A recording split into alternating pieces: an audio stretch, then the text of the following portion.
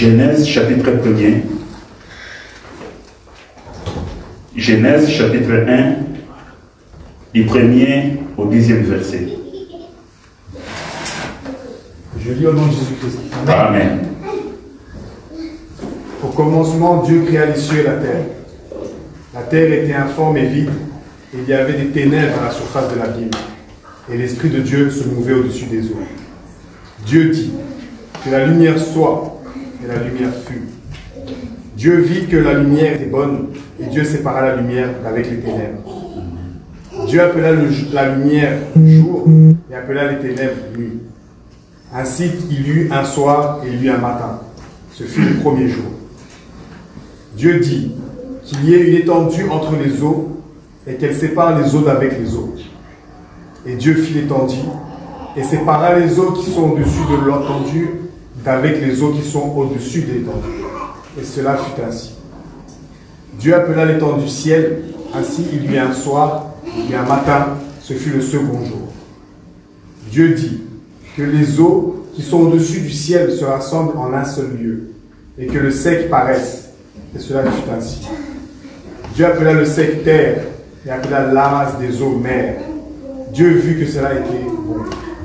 Amen. Amen. Est-ce qu'on peut acclamer pour la parole de Dieu?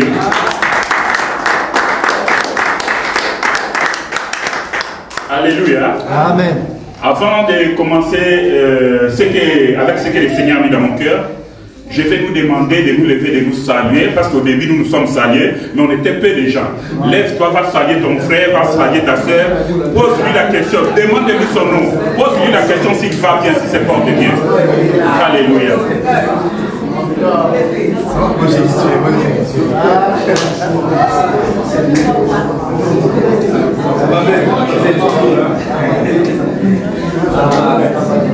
Regarde-lui bien dans sa face. Demande-lui son nom et demande-lui comment il va, comment il se porte. C'est ton frère, c'est ta soeur. Nous sommes dans la famille, bien aimé.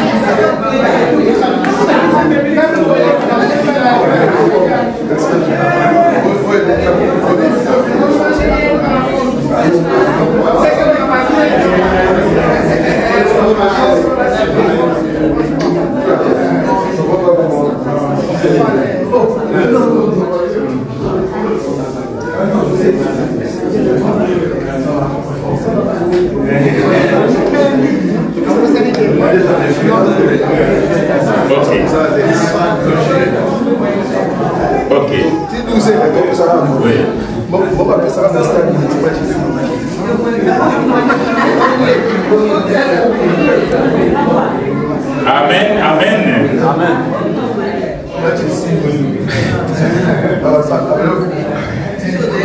On peut reprendre nos places s'il vous plaît. Nous allons continuer à la fin du culte. Ok? Frère Denis, Hébreux chapitre 6, verset 4 à 6.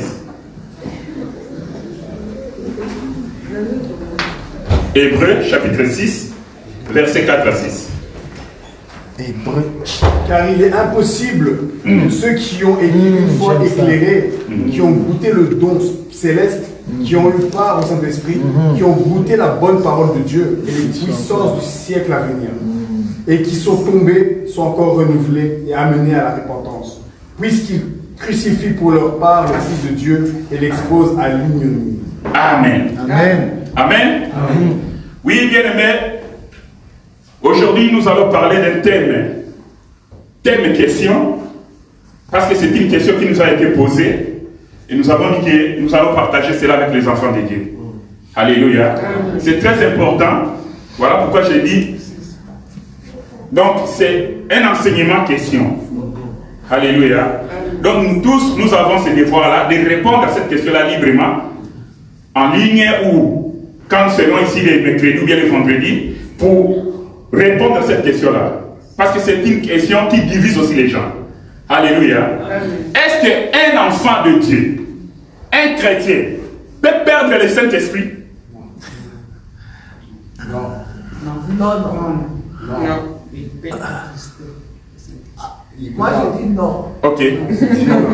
Qui dit le contre? Non. Non. Qui dit le contraire? Alléluia. Amen. C'est à cette question-là que nous allons répondre à la lumière des Écritures. Alléluia. La Bible déclare à la loi et au témoignage. Amen. Si l'on ne parle pas ici, il n'y aura pas de robe pour les peuples. Ésaïe chapitre 8, verset 20. Comme nous avons l'habitude de vous dire, la Bible raconte l'histoire de Jésus-Christ de Nazareth. Moi, je ne cesserai pas de vous répéter cela. Dieu ne raconte pas l'histoire de quelqu'un dans la Bible. Non. Dieu raconte son propre histoire. Comme j'avais dit même le vendredi ici, c'est un acteur de film qui est en train de tourner son film, il prend les acteurs, il les place là-bas. Alors, pour répondre à cette question-là, comme lui-même le Seigneur Jésus-Christ avait dit que n'avait pas lu, au commencement il n'en était pas ainsi. Donc, lui-même, comme il est le début, le commencement est la fin de toutes choses. Donc, au commencement, ce que nous lisons aujourd'hui, ce que nous voyons aujourd'hui, ce que nous faisons aujourd'hui, ça a été déjà dit et ça a été déjà fait au commencement. Alléluia. Amen. Voilà pourquoi la parole, dans Genèse chapitre 1, là où nous avons lu, la Bible dit qu'au commencement, Dieu créa les cieux et la terre. Comme nous sommes dans la maison, c'est pour cela que je disais que je me sens à l'aise quand je passe devant le peuple dans la maison. Parce que nous avons l'enseignement. Alléluia. Amen. D'emblée, nous comprenons que les cieux ici c'est l'homme et la terre ici c'est la femme. Amen. Ça, ce sont les choses de la maison. Alléluia. La terre était informe et vide et il y avait des ténèbres à la surface de la Bible. Et l'Esprit de Dieu se mouvait au-dessus des eaux. L'Esprit de Dieu qui se mouvait au-dessus des eaux. Mais cet esprit-là cherchait quoi? L'Esprit de Dieu qui se mouvait au-dessus des eaux. Parce que l'Esprit avait besoin d'un corps pour y habiter. Alléluia. L'Esprit de lui-même comme ça, il ne peut pas venir et puis sortir comme ça. Non, c'est impossible. On ne peut pas le voir. C'est cet esprit-là qui se mouvait au-dessus des eaux. Il cherchait un corps. Dieu dit que la lumière soit, et la lumière fit. Mais l'esprit est en train de se mouvoir au-dessus des eaux. L'esprit est en train de chercher un corps pour y habiter. Mais Dieu, au lieu de trouver directement le corps, de donner à l'esprit, ou bien que le corps là que Dieu va trouver, pour que l'esprit puisse, le corps puisse porter l'esprit. Mais non, Dieu commence par créer la lumière.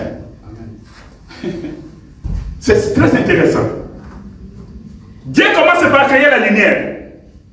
Nous sommes là dans la lecture. Hein?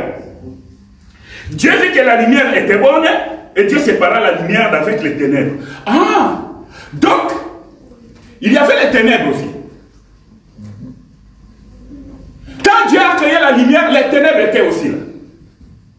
Mais la question que je me suis posée, lorsque Dieu dit que Dieu appela la lumière jour et il appela les ténèbres nuit.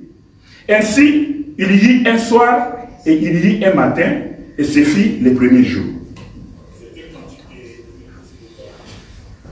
Vous allez comprendre que cette lumière qui a été créée le premier jour, comme je disais, il y avait un esprit qui se mouvait au-dessus des eaux. Vous allez voir qu'au quatrième jour, on ne va pas lire, cette lumière va porter un corps. Alléluia. Le quatrième jour. Mais ce n'est pas là notre problème.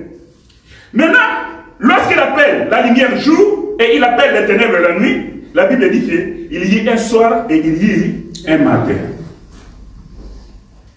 Est-ce que vous trouvez que c'est normal que le jour, comme nous nous sommes réveillés le matin là, et puis au lieu de commencer le matin et le soir, la Bible dit qu'il y a un soir et il y a un matin.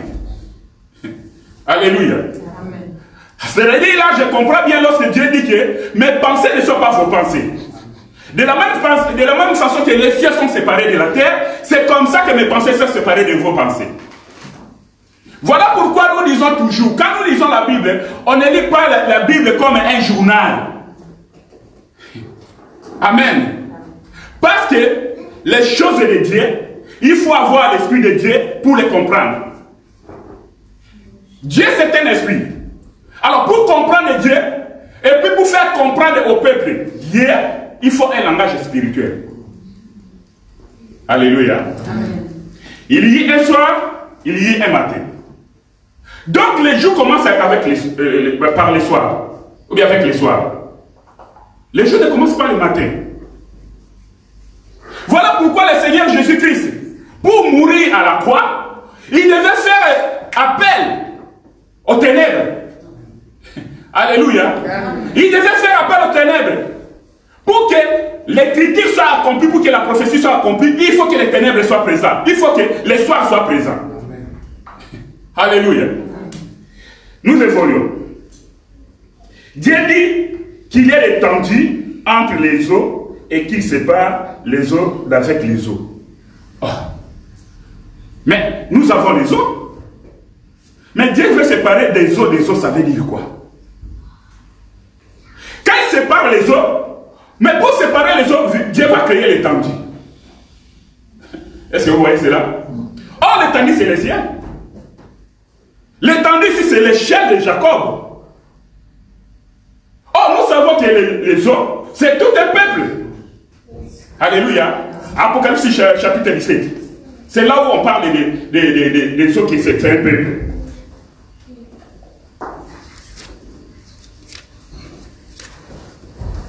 C'est lequel verset là? Le premier. Les 15. Celui qui a trouvé Il me dit, les eaux que tu as vues, oui, sur lesquelles la prostituée est assise, ce sont des peuples, des foules, des nations et des langues. Amen. Amen. Alléluia. Donc Dieu ici, depuis le commencement, il est en train de séparer un peuple. Et nous comprenons qu'il y a un peuple du ciel et il y a un peuple de la terre. Ah, nous voyons maintenant Abraham. Nous faisons appel à notre père Abraham. Abraham, pour recevoir la bénédiction de Dieu, Dieu l'appelle. Il dit, Abraham, sors dehors. Lève tes yeux, regarde les cieux. Compte les étoiles si tu peux compter. Abraham regarde, mais Abraham était incapable de compter le nombre des étoiles. Il amène au bord de la mer, il dit, regarde les sables. Compte les sables si tu peux compter. Abraham regarde comme ça, il ne pouvait rien dire parce qu'il ne pouvait pas compter. Et Dieu lui promet que ainsi sera ta descendance. Amen. Alléluia. Donc par là nous comprenons qu'Abraham avait deux descendances. Une descendance céleste et une descendance terrestre. Voilà pourquoi Israël, terrestre de Tel Aviv, c'est la descendance d'Abraham. C'est la descendance terrestre, c'est les sables.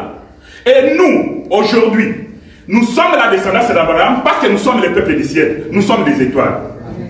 Alléluia. Amen. Écoutez bien les amis. On va évoluer.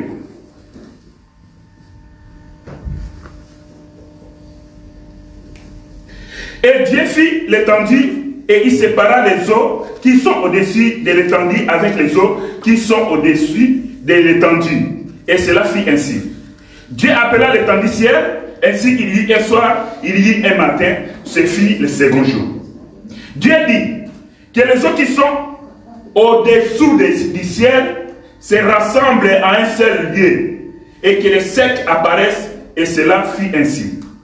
Dieu appela les secs terre et il appela la masse des eaux mer. Dieu vit que cela était bon. Alléluia. Amen.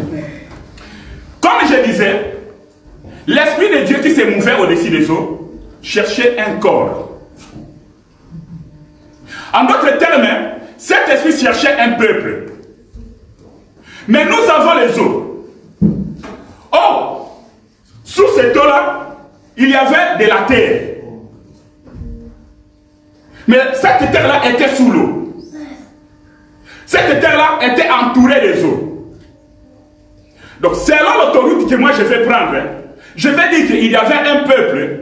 Et en dehors de ce peuple-là, il y avait encore un peuple qui était en dessous. Alléluia. Mais ce peuple-là était dans les ténèbres. C'est la parole. Alléluia. Ce peuple était dans les ténèbres. Maintenant, Dieu va faire sortir ce peuple-là, les secs, de la terre. Mais je me suis posé la question de savoir, je n'ai jamais entendu, même les plongeurs, les chercheurs, les scientifiques, qui se plongent dans la mer, dans les océans. Je ne sais pas s'ils peuvent nous témoigner, si en se plongeant sous l'eau, lorsqu'ils vont sortir avec de la terre, cette terre-là sera sec. Alléluia. Mais Dieu dit que les secs apparaissent. Donc cette terre qui était sous l'eau va apparaître. Mais au lieu d'apparaître mouillée ou bien sous forme de boue, cette terre va apparaître sec. Or, lorsque Dieu appelle les secs ici, parce qu'il avait déjà préparé la lumière. Donc les secs qui étaient dans les ténèbres, qui étaient dans l'abîme, vous voyez cela, confrère Jonas, qui étaient dans l'abîme, parce que là-bas ce sont les ténèbres. Lorsque les secs apparaissent, il faut qu'ils rencontrent la lumière. Alléluia. Amen. Ils trouvent la lumière. Sinon, il n'aura pas de sens. Maintenant, la Bible me dit que lorsque le sec apparaît, Dieu sépare, il appelle le sec terre et les eaux la mer. Or, l'homme a été créé de la poussière. Il a été tiré de la terre. Vous voyez? Par là, nous avons compris que lorsque Dieu est en train de faire sortir la terre qui était sous l'eau, Dieu doit sécher cette terre-là. Il doit la presser pour que tout l'eau qui était dans cette terre-là puisse rester et que les secs apparaissent. Pourquoi? Parce que Dieu a une mission, a un projet avec les secs, avec la terre qui fait sortir. Alléluia. Amen. Quand vous avancez, parce que ce n'est pas notre enseignement, je vous raconte seulement, Dieu pour créer l'homme, il va prendre une portion. Alléluia. Une portion de la terre, il va faire la boue et pour créer l'homme. Et la Bible dit qu'il n'y avait pas des arbres à ce moment-là. Parce que Dieu n'avait pas encore fait pleuvoir sur la terre. Pourquoi? Parce qu'il n'avait pas l'homme pour cultiver. Donc Dieu avait retenu la pluie. Mais il va sortir la terre des eaux. Mais Dieu ne fait pas l'eau qui est dans la terre, dans la boue. Là. Il ne fait pas cette eau-là. Il va presser l'eau pour que la terre puisse sortir sec. Mais maintenant, Dieu pour créer l'homme, Dieu va mélanger maintenant la terre, la poussière avec de l'eau encore. Est-ce que vous voyez cela? Quand il mélange, il crée l'homme. L'homme était là. Mais cet homme ne pouvait pas bouger. Cet homme, c'était une statue. Là, couché. Et cet homme, on l'appelle Adam. Il a fallu que l'Éternel Dieu puisse souffler dans l'homme, son souffle, le souffle de vie, pour que l'homme, ou bien Adam, devienne un être vivant. Alléluia. Or, quand nous voyons cela, il y a un passage, bien aimé, Job chapitre 33, verset 4. Je lis au nom de Jésus. Amen. L'Esprit de Dieu m'a créé et le souffle du Tout-Puissant m'anime. Amen. Alléluia. L'Esprit de Dieu m'a créé et le souffle de vie m'anime. Donc nous comprenons ici que quand Dieu est en train de créer Adam, c'est l'Esprit de Dieu qui crée. Vous voyez cela? C'est l'esprit qui crée. Mais pour que Adam soit animé, pour bouger, pour se mettre debout, c'est le souffle de Dieu. Alléluia. Alors, lorsque le terre qui était sous l'eau sort sec, Dieu va commencer à travailler. Il va travailler dans la présence de la lumière. Pourquoi? Parce que c'est toute une personne. Et c'est tout un peuple. Voilà pourquoi dans le monde, lorsque un homme vient au Seigneur, il vient du monde. Or, nous avons dit que le monde, ce sont les eaux, les peuples, les langues et les nations. Lorsque l'homme vient du monde, il vient, il doit se croiser avec la lumière. Alléluia. La lumière que Dieu avait déjà créée, avait préparée, parce qu'il savait qu'il va faire appel à un homme. Alléluia. Lorsque tu viens dans le Seigneur, tu dois rencontrer la lumière. Or, la lumière, c'est lui-même le Seigneur Jésus-Christ. Alléluia. Et quand tu rencontres la lumière, il faut que l'eau puisse y tomber sur toi. Or, l'eau n'est autre que la parole de Dieu. Vous voyez cela? Et quand tu reçois comme ça, alors il faut que le souffle de Dieu entre en toi et tu deviens un être vivant. Est-ce que vous avez dit cela? Voilà pourquoi le premier Adam, il est devenu une âme vivante, mais Jésus-Christ est devenu un esprit qui vivifie. Alléluia.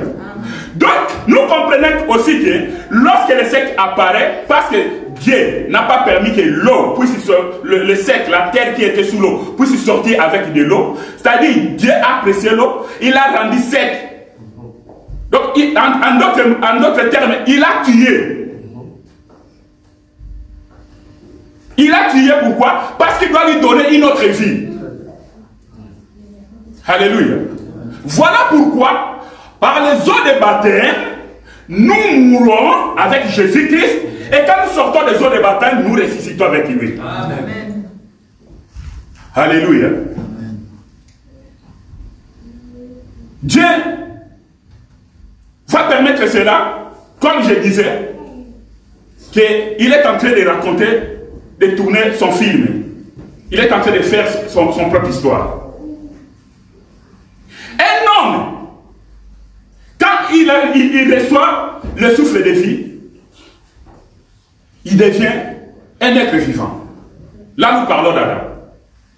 Maintenant, Adam va prendre un travail que Dieu va lui demander. Il va dire que Adam, tu vas nommer les animaux. Or, l'esprit qui a créé Adam, c'est lui-même, c'est cet esprit-là qui est entré à Adam. Nous sommes d'accord? Adam va commencer à nommer les animaux. Et Dieu était là, il regardait. Et Dieu n'a pas dit que non, Adam, là tu t'es trompé. Tu vois cet animal-là que j'ai créé, c'est l'éléphant, mais toi tu dis que c'est un lion. Dieu était là. C'est-à-dire Dieu lui-même était d'accord avec Adam. Et jusqu'aujourd'hui, les animaux que Adam avait nommés, avait donné des noms. C'est ce que nous appelons jusqu'aujourd'hui.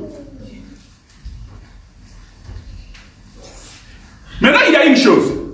Moi, j'ai compris que lorsque Adam est en train de nommer les animaux, de donner des noms aux animaux, c'est l'esprit qui était à Adam qui était en train de donner des noms aux animaux. Vous ne comprenez pas encore? Regardez. Dans le jardin d'Éden, l'homme n'a pas péché. Oui ou non? Adam n'a pas péché. N'hésitez pas. Vous avez l'enseignement. Adam n'a pas péché. Pourquoi? Parce que Adam c'est l'homme. Elle c'est la femme.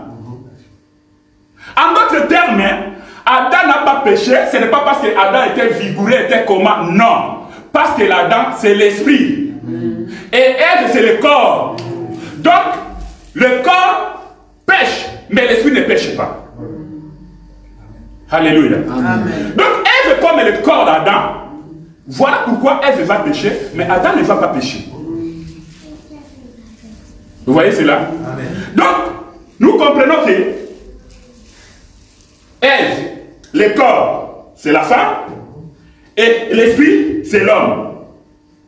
C'est pour cela, lorsque l'homme de Dieu avait prêché pour la première fois que Jésus est la femme de Christ, ça a été un scandale pour les gens qui ne sont pas des évangiles. Mais c'est juste. Jésus, c'est la femme de Christ. Parce que Christ n'a pas péché. Et Jésus n'a pas péché non plus, mais Jésus a porté les péchés. C'est la femme qui porte les péchés. Mais seulement que l'homme dit que non. Je ne peux pas laisser cette femme-là mourir seule. Moi, je dois porter son péché. Comme la femme a péché, alors que la femme c'est mon corps, mais comment moi l'homme je vais rester comme ça alors que ma femme va partir? Il va dire non, moi je vais porter le péché de la femme. Et en prenant le péché de la femme, Dieu avec sa marche et avec son peuple, vous allez comprendre que l'homme est mort à cause de la femme. Parce que l'homme n'a pas péché. Comment il peut mourir? Voilà pourquoi, bien aimé, nous avons compris que lorsque un homme meurt, un homme physique, son corps rentre dans la poussière et son esprit rentre au Seigneur. Son esprit rentre à Dieu. Parce que le véritable homme qui est à toi là, c'est le véritable homme ne pêche point. C'est la femme que tu portes, c'est celle-là qui pêche. Voilà pourquoi je vais encore faire référence à l'homme de Dieu lorsqu'il avait dit que non, les hommes n'écoutaient pas la femme. Parce que la femme va t'induire à l'erreur. La femme va te conduire à la mort. Et cette mort, c'est une mort éternelle. Il faut refuser d'écouter la femme. En d'autres termes, il faut refuser d'écouter le corps, les désirs de la chair. Voilà pourquoi, bien aimé, les sectes qui apparaissent ici dans le livre de Genèse, Dieu va presser, Dieu va permettre à ce que cette terre puisse rester stérile, sans vie, pour que Dieu puisse lui donner la véritable vie. Voilà. Nous comprenons que les jours du baptême de notre Seigneur Jésus-Christ, les jours du baptême de notre Seigneur Jésus-Christ, je vais scandaliser quelqu'un. Lorsque le Seigneur Jésus-Christ sort de l'eau et se fit entendre des cieux une voix, la Bible dit que l'Esprit est descendu sur lui sous forme de colombe. Donc, je peux me permettre de dire que depuis que le jour où Jésus était né, je ne parle pas de Jésus-Christ, je parle depuis le jour où Jésus était né. C'est l'Esprit de Dieu qui l'avait créé. Alléluia. Quand Jésus marchait, c'était le corps, c'était les statues qui marchaient. Jusqu'à ce qu'il atteigne les jours du baptême, pour que l'Esprit de Dieu vienne vivifier. C'est-à-dire Jésus-Christ, à l'âge de 30 ans, va maintenant commencer à entrer dans les sacerdotes. Parce que dans la loi de Moïse, aux enfants d'Israël, selon ce que Dieu avait donné, un jeune garçon pouvait entrer à l'armée à l'âge de 20 ans. Si je n'oublie pas. 25 ans. Ok, merci. Mais à l'âge de 30 ans, c'est là où il devient adulte. Il pouvait entrer et être initié au sacerdoce. Alors, nous comprenons que depuis le commencement, Dieu a mis son esprit dans l'homme. Maintenant, écoutez ce que la Bible dit. Apocalypse chapitre 2, verset 5.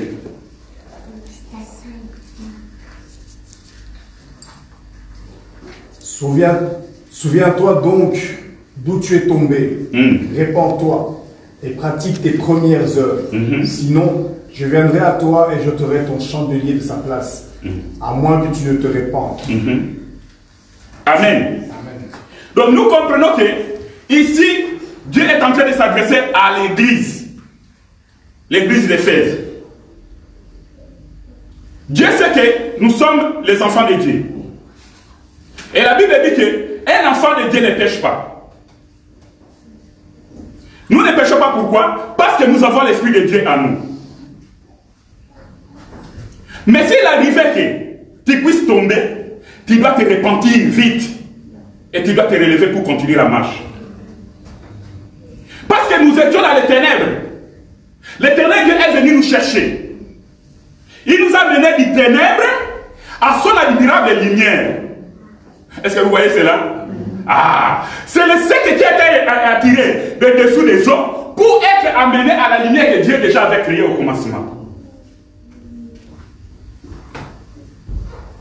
Voilà pourquoi la Bible nous appelle que nous sommes les enfants de la lumière. Marchez selon l'esprit et vous n'accomplirez pas les désirs de la chair. En d'autres termes, marchez selon la parole et vous n'accomplirez pas les désirs de la chair. Parce que la parole, attention l'enfant a bougé, la parole c'est aussi l'esprit. Alléluia. Amen. Alors, un homme qui reçoit l'esprit de Dieu, qui a reçu l'Esprit Saint, mais comment on peut expliquer qu'un homme qui a reçu l'Esprit Saint puisse tomber dans le péché jusqu'à ce que la Bible déclare ce qu'elle a déclaré dans Hébreux chapitre 6 verset 4. On peut nous répéter ces versets-là s'il vous plaît.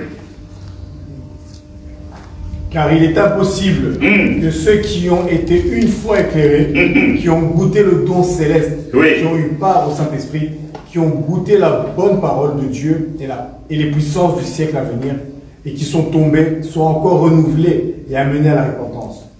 Puisqu'ils crucifient pour leur part le Fils de Dieu et l'exposent à l'ennemi. Amen. Mais la Bible dit qu'il est impossible pour quelqu'un qui a été éclairé, qui a écouté la parole de Dieu, qui a écouté au don spirituel, au don céleste, et aux puissances à venir, puisse tomber et revenir à la repentance. Est-ce que vous ne trouvez pas qu'il y a contradiction là-dessus?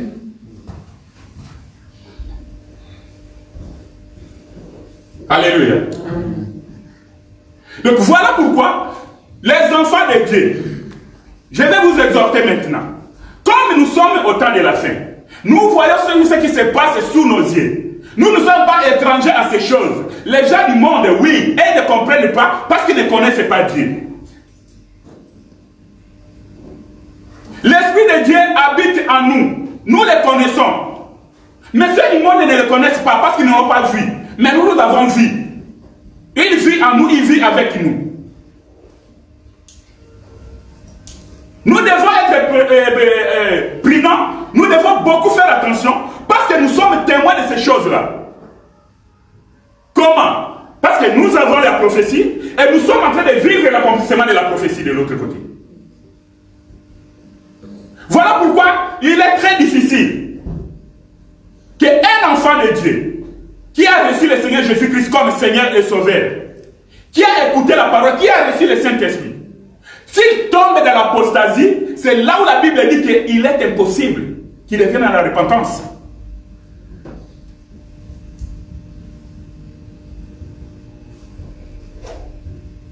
Parce qu'il y a seulement un camp qui a accepté qu'un enfant de Dieu ne peut pas perdre le Saint-Esprit. Je sais que les autres n'ont pas donné leur position. Ils sont en train d'hésiter. Alléluia. Or, le Saint-Esprit, c'est un don. Vous le savez? Amen. Le Saint-Esprit, c'est le don de Dieu.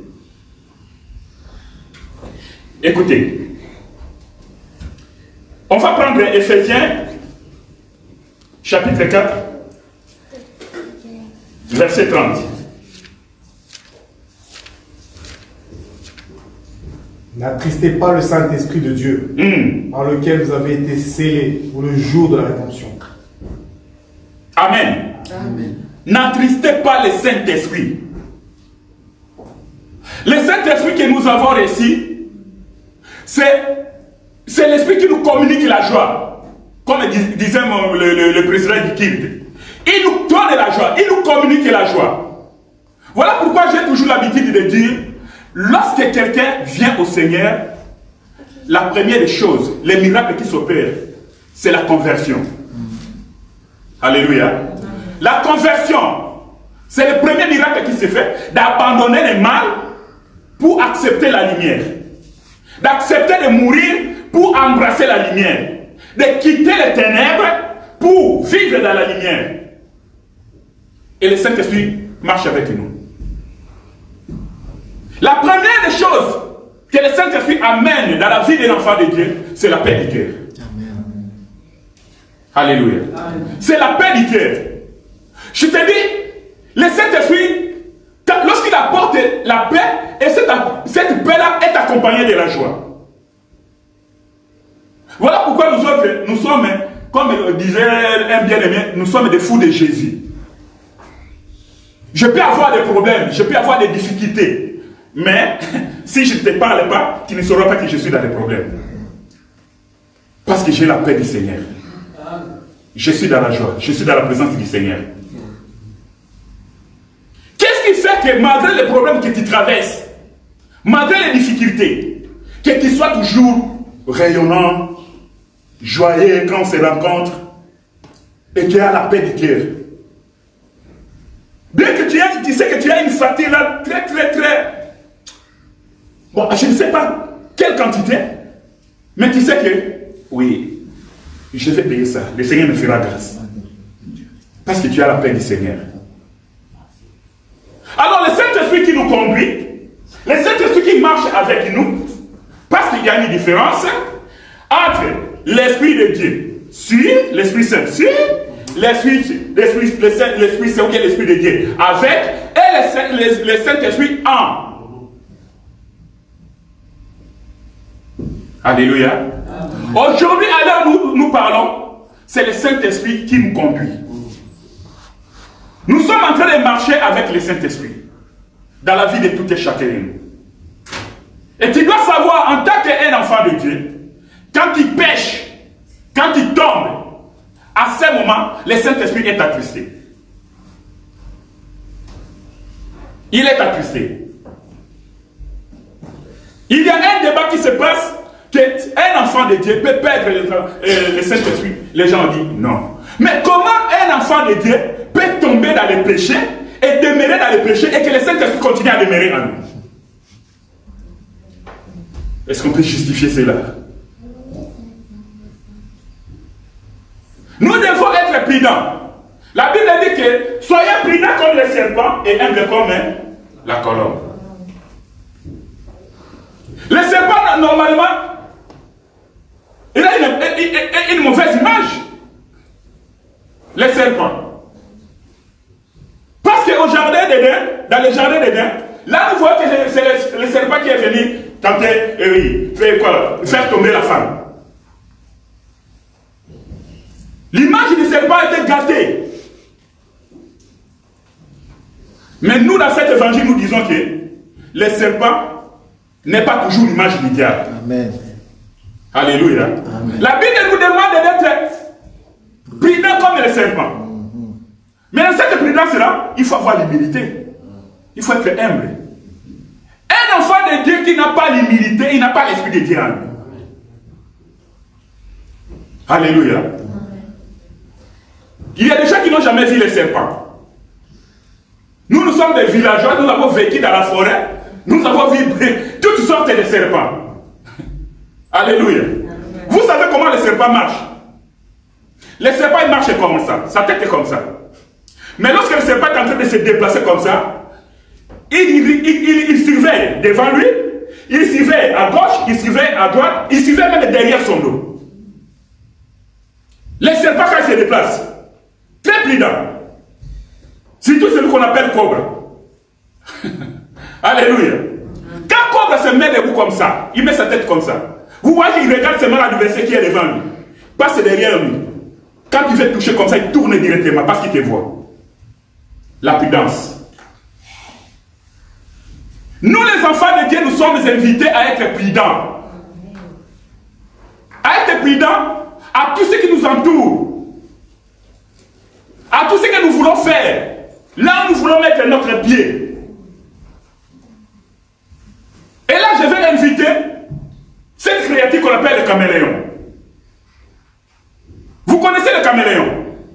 Le caméléon, c'est un animal lent. Mais le caméléon a beaucoup de vertus, a beaucoup de qualités. Le caméléon, c'est un animal qui marche très lent. Le caméléon, il soulève sa patte doucement.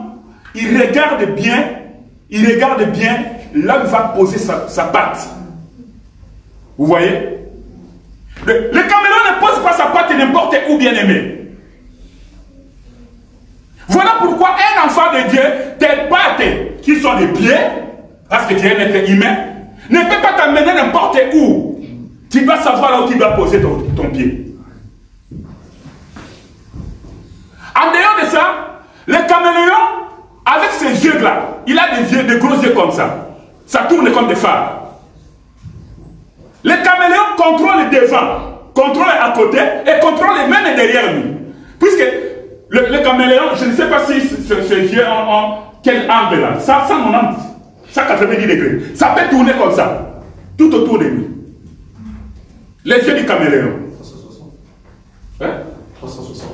360, hein? Ok.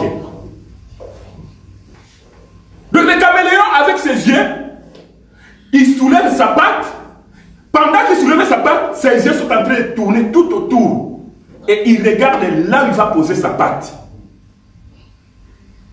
Lorsqu'il pose sa patte, il pose une patte et il soulève l'autre qui est derrière. Il va la faire avancer. Il ne va pas la poser n'importe où. Il sait là où il doit poser, avec assurance. Est-ce que les enfants d'aujourd'hui, nous sommes prudents?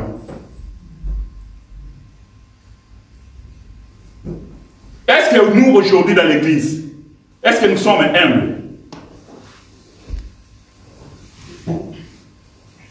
La prudence et l'humilité sont des qualités d'un enfant de Dieu aussi.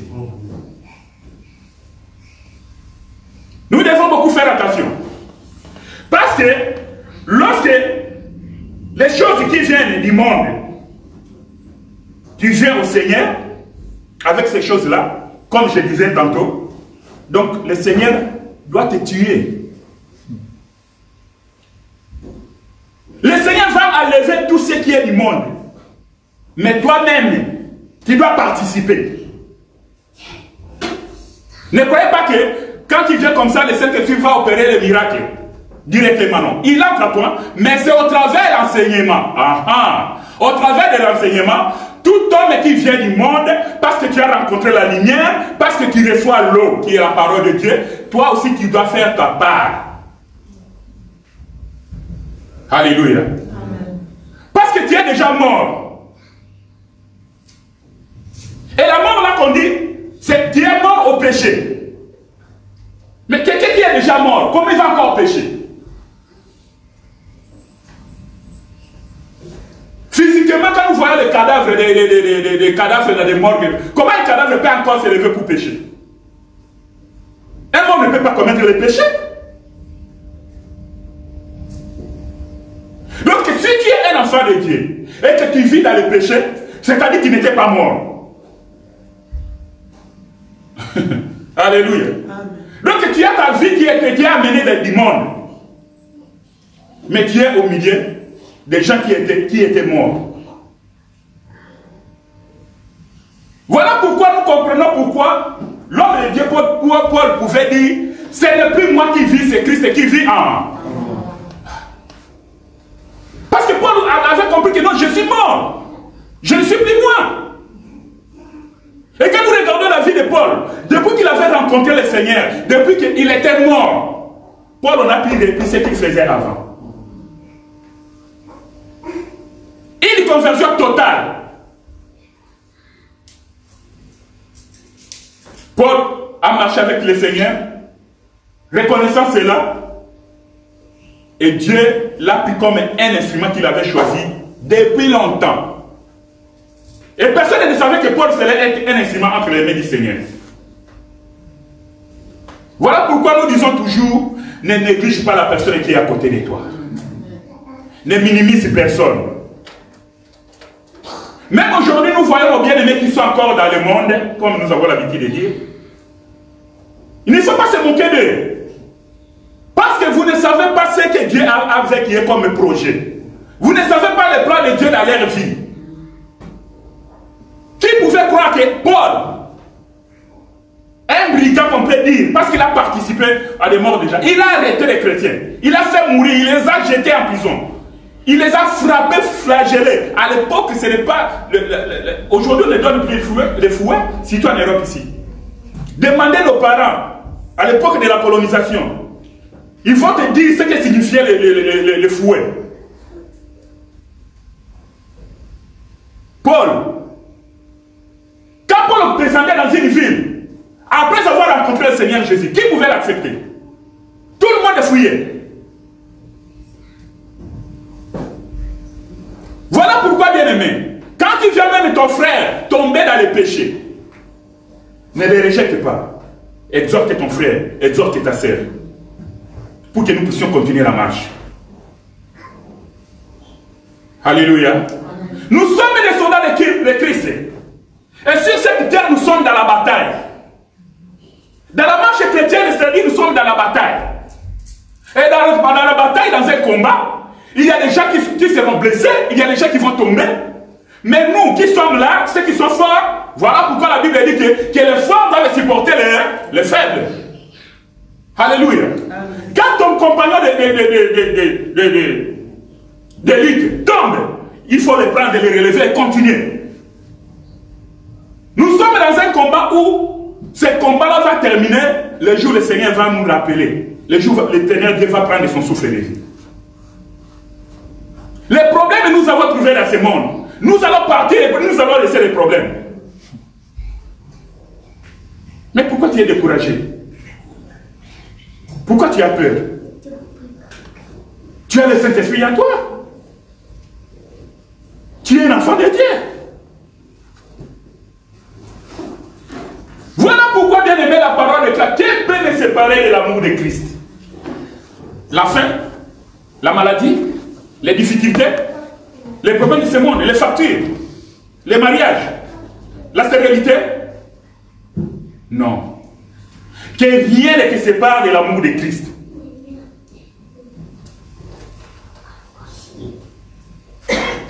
Tu étais une portion de terre qui était sous l'eau.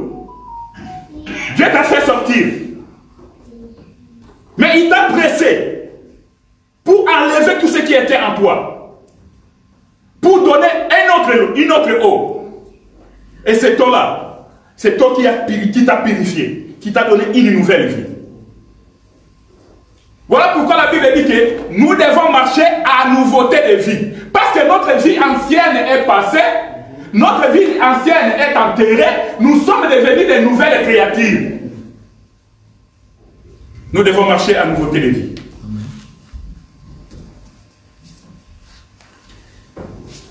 Ici, nous comprenons que les arbres ne poussaient pas encore parce que l'Éternel Dieu n'avait pas encore fait pleuvoir. Il a fallu que l'homme soit là-bas pour que Dieu envoie la pluie. Et quand la pluie tombe, les herbes, les arbres poussent et ça commence à produire des fruits. Parce que l'homme doit cultiver. En d'autres termes, je peux aller même plus loin. L'homme doit venir là-bas, il a reçu la lumière, il a reçu l'eau. Mais Dieu envoie la pluie. Quand il envoie la pluie, maintenant la terre commence à germer les plantes et les herbes. Et l'homme doit cultiver et doit garder. Comme l'homme dans les jardins, il a commencé à donner les noms aux animaux. Je vous ai dit ici qu'en réalité, c'est l'esprit qui donnait les noms aux animaux. Quel esprit? L'esprit qui était en Adam. L'esprit qui n'a pas connu le péché. L'esprit qui n'a pas péché. Voilà pourquoi, bien aimé, j'ai compris pourquoi, lorsque le Seigneur Jésus-Christ est venu sur la terre, lorsqu'il marchait, lui qui était l'esprit véritable du commencement, lorsqu'il marchait, j'ai compris que le véritable Adam, c'était le Seigneur Jésus-Christ. Pourquoi? Parce que lorsqu'il est venu, c'est lui qui est venu encore nous montrer les animaux qu'on avait à l'époque. Alléluia. Le Seigneur Jésus-Christ, qu'est-ce qu'il avait dit? On envoie les gens vers lui. Mais quelle a été sa réponse? Allez dire à ces renards. Mais tout le monde connaissait les chefs qui étaient là à l'époque. Mais Jésus-Christ, il appelle les renards. Ah! Donc, toi tu nommes le chef, les renards. Ah! Donc c'est toi qui nommais les animaux dans les jardins. Parce que vous voulez ou pas, nous sommes des animaux. Vrai ou faux? Hey. Amen. Alléluia. Amen. La Bible dit ceci. Il y a des hommes animaux ou des animaux et des hommes spirituels. Ah. Donc, nous comprenons que l'homme, c'est un animal. Allez dire à ces renards-là que je suis là aujourd'hui, demain et après-demain. Je m'en irai. Je fais le miracle aujourd'hui, demain et après, je m'en irai. Vous avez vu? Donc, c'est lui qui était le véritable Adam dans le jardin d'Éden. Christ, lorsqu'il est venu sur la terre, la Bible dit qu'il n'a jamais péché. Il n'a pas connu le péché. Mais il a porté le péché. Or, dans le jardin d'Éden, nous avons vu que l'homme n'a pas péché. C'est la femme qui a péché. Donc, nous comprenons que Jésus, c'est l'esprit qui était Adam, qui n'avait pas connu le péché. Alléluia. Mais Jésus est venu mourir à cause de la femme. Il a accepté de mourir à cause de la femme. Puisque si Adam est mort dans le jardin d'Éden, c'est parce qu'il avait dit que non, la femme est déjà, comme selon la parole de Dieu, la femme est déjà avait mangé les fruits, donc la femme est déjà devait mourir.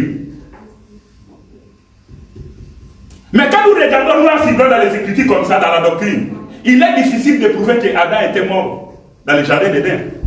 La Bible ne mentionne pas cela. Mais comment la Bible lui dit que non, si tu manges, tu vas mourir. Alors que Ève et Adam mangent les fruits et ne meurent pas. C'est pour cela que je vous ai dit dans l'introduction, dans des choses spirituelles, il faut un langage spirituel. La mort que Adam a connue dans le jardin d'Éden, ce n'était pas une mort physique. C'était une mort spirituelle. Pourquoi? Parce que Adam s'est séparé de Dieu. Il ne pouvait plus vivre ou bien communiquer avec Dieu comme auparavant. Et là, nous avons compris que lorsque le Seigneur Jésus-Christ est venu sur la terre et que le Seigneur est venu pour le suivre, Jésus lui dit, écoute, jeune homme, suis-moi. Il dit, non, je vais te suivre, mais laisse-moi aller enterrer tout d'abord mon père, après je vais venir te suivre.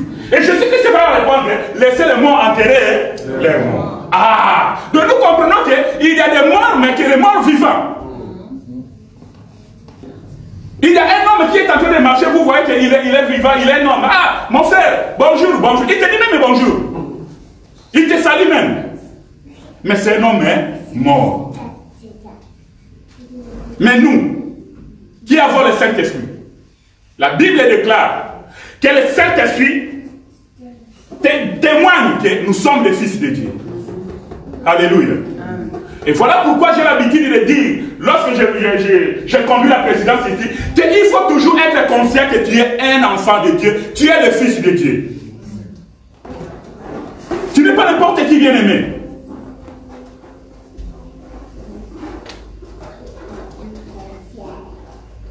Donc il y a des hommes qui marchent, mais qui sont morts. Mais ils sont inconscients de leur mort. Mais nous, aujourd'hui, au travers de l'enseignement, nous savons que nous sommes vivants. Pourquoi?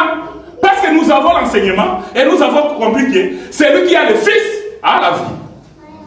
Celui qui n'a pas le Fils n'a pas la vie. Et celui qui n'a pas la vie, c'est un mort. Alléluia. Amen. Amen. Amen. Nous avons le Saint-Esprit à nous bien-aimés. Que le Saint-Esprit est en train de nous conduire. Le Saint-Esprit témoigne que nous sommes des fils de Dieu. Et c'est le même Saint-Esprit-là qui est notre avocat. Comment est-ce qu'on appelle ces avocats-là? Les gens qui ont fait des lois. Commis d'office. Hein? Commis d'office. Il y a des termes. Un avocat pour accuser et un avocat pour défendre. Il y a des termes juridiques là qui m'échappent maintenant.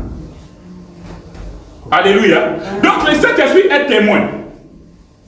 C'est le Saint-Esprit qui nous convainc du péché. Un enfant de Dieu, lorsqu'il trébuche, lorsqu'il pêche, il ne doit pas rester tranquille. Parce qu'il a le Saint-Esprit à lui. Le Saint-Esprit doit te convaincre que non, ici tu as péché. Si tu te dis avoir le Saint-Esprit et tu demeures dans le péché, il faut bien revoir ta vie. Il y a de quoi se douter de toi. Alléluia. Parce qu'un enfant de Dieu, dès que tu tombes, tu as le Saint-Esprit. À l'instant même, le Saint-Esprit te dit, non, non, non, mon fils, là, ça ne va pas. Et quand il est triste, il y a des fois, tu as fait quelque chose, et à l'instant même, tu commences à regretter. Ah, pourquoi je fais cela? Ne croyez pas que quand nous parlons de péché ici, c'est seulement l'impudicité, la dureté ou quoi. Non.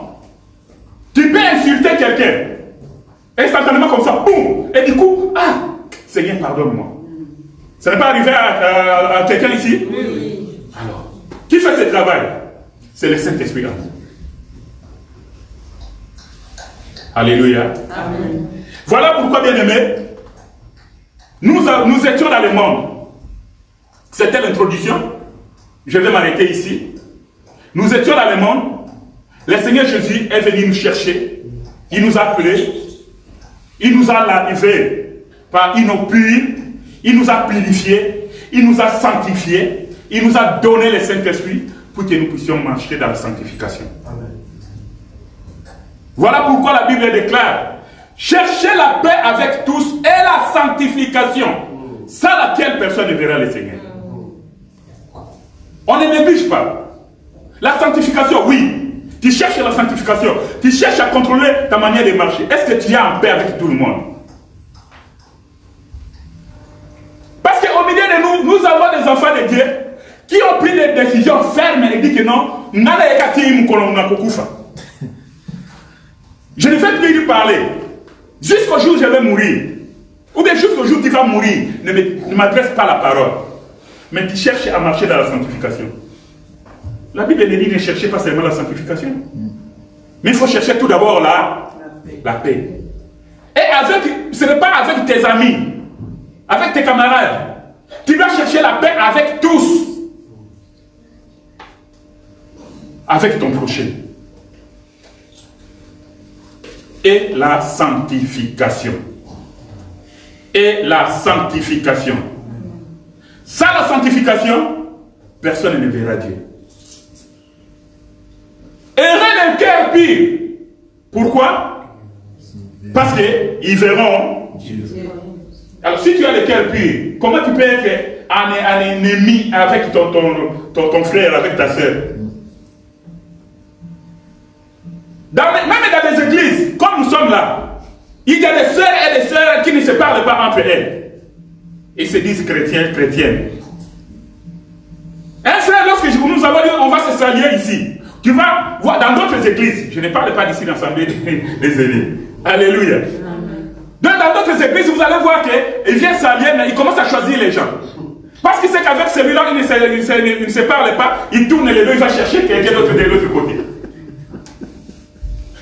Nous connaissons toutes ces choses-là. Mais nous savons qu'ici, nous sommes des enfants de Dieu. Entre nous, dans l'assemblée des élus, il ne se passe pas de ces choses comme ça. Amen. Amen. Nous avons le Saint-Esprit à nous. Le Saint-Esprit nous convainc du péché. Le Saint-Esprit nous conduit dans la marche où nous sommes allés, en train de marcher vers la terre de Canaan. Et c'est le Saint-Esprit qui va nous conduire devant notre époux, le Seigneur Jésus-Christ. Que le Seigneur nous bénisse. Amen.